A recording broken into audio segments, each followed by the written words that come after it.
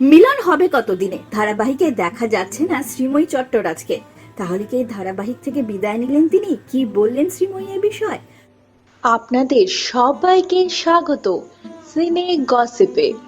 বন্ধুরা, ছোট পর্দার অত্যন্ত পরিচিত মুখ শ্রীময়ী চট্টরাজ। দেখেছি তাকে আমরা একাধিক ধারাবাহিকে অভিনয় করতে। বর্তমানে মিলন হবে কতদিনে ধারাবাহিকে দেখা যাচ্ছিল তাকে, তবে কিছুদিন হলো মেগায় দেখা যাচ্ছে না শ্রীময়ীকে। অনেকের মনে প্রশ্ন উঠতে শুরু করেছে, তাহলে কি শ্রীময়ী বিদায় নিলেন এই ধারাবাহিক থেকে? বুলেট সরোজিনী ধারাবাহিকেও দেখা গিয়েছিল হঠাৎই অভিনেত্রী সেই চরিত্র থেকে সরে এসেছিলেন। তার কারণ সেই চরিত্রটি তার বয়সের থেকে অনেকটাই বড় ছিল।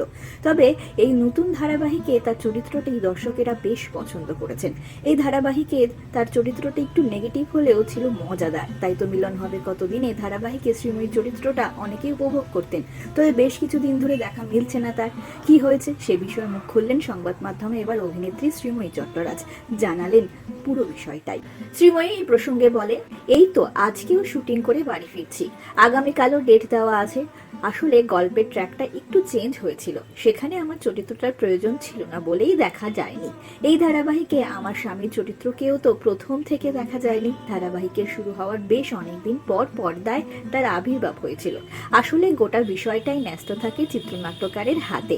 তিনি যেভাবে ধারাবাহিকের গল্পের বাঁকে বাঁকে চরিত্রদের হাজির করবেন, চরিত্ররাও ঠিক সেখানে গিয়েই দর্শকদের সামনে হাজির হবে। তো বন্ধুরা, চিন্তার কিছু নেই, অভিনেত্রী শ্রীময়ী চট্টরাজকে আবারও দেখা যাবে মিলন হবে কতদিনে ধারাবাহিকে। কেমন লাগছে এই ধারাবাহিকে শ্রীময়ী চরিত্র জানাতে ভুলবেন না। আমরা হলাম সিনে গসিপ। জুড়ে থাকুন আমাদের সঙ্গে, সাবস্ক্রাইব করুন আমাদের এই ইউটিউব চ্যানেলটি।